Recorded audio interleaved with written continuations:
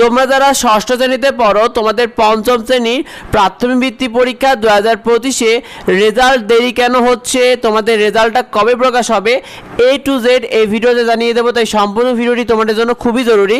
দেখো, তোমাদের প্রাথমিক বৃত্তি পরীক্ষা 2025-এর রেজাল্ট অনুযায়ী তারা রেজাল্ট প্রকাশের জন্য যে সংবাদ সম্মেলন করতে চেয়েছিল সেটা প্রায় 13ই মেতে, আর রেজাল্ট প্রকাশ হওয়ার কথা ছিল 14ই মেতে, কিন্তু এগুলোর কিছুই হয়নি, যার কারণে কিন্তু বেশ কিছু জটিলতা তৈরি হয়েছে।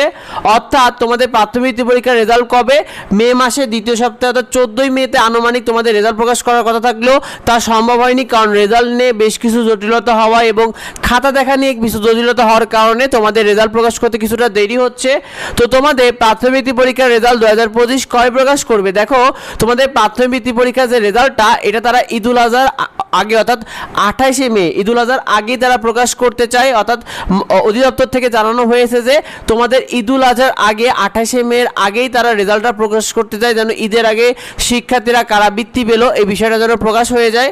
তো শিক্ষার্থীরা, তার মানে বুঝতেই পারছো ঈদুল আজহার আগে তোমাদের রেজাল্ট প্রকাশের সম্ভাবনা সর্বোচ্চ রয়েছে।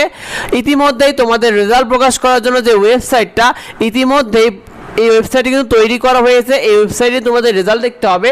তো তোমাদেরকে প্রাথমিক বৃত্তি পরীক্ষাতে 2025-এ কতজন বৃত্তি পাবে? দেখো, ট্যালেন্ট পুলে তোমরা বৃত্তি পাবে 33,000 শিক্ষার্থী, যার ভিতরে সাধারণ বৃত্তি পাবে কিন্তু আরও 49,500 শিক্ষার্থী। আর সরকারি স্কুলে বৃত্তি পাবে 66,000, ট্যালেন্ট পুল এবং সাধারণ বৃত্তি মিলে 66,000 শিক্ষার্থী কিন্তু সাধারণ স্কুল থেকে বৃত্তি পাবে। অন্যদিকে বেসরকারি স্কুলে বৃত্তি পাবে 16,500 জন শিক্ষার্থী, ট্যালেন্ট পুল এবং সাধারণ বৃত্তি মিলে। আর তোমাদের যে পরিমাণ শিক্ষার্থী অংশগ্রহণ করেছে তার ভিতরে কিন্তু সরকারি স্কুলে 80% বৃত্তি পাবে, বেসরকারি স্কুলে 20% বৃত্তি পাবে।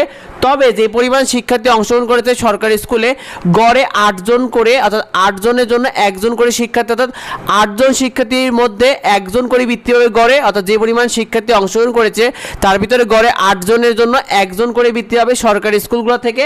আর বেসরকারি স্কুল থেকে কিন্তু গড়ে 5.5 জনের জন্য 1 জন করে বৃত্তি পাবে।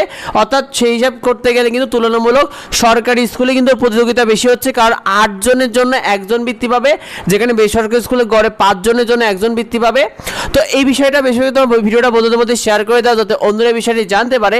নিয়মিত আপডেটগুলো পেতে আমাদের ইউটিউব চ্যানেলকে সাবস্ক্রাইব করে রেখো, ইউটিউব ফেসবুক পেজকে ফলো দিয়ে রেখো। আর যদি কিছু না থাকে অবশ্যই ভিডিওতে কমেন্ট করো। তোমাদের সবার জন্য অনেক অনেক শুভকামনা রইল। দেখা হয় পরবর্তী ভিডিওতে। ধন্যবাদ সবাইকে।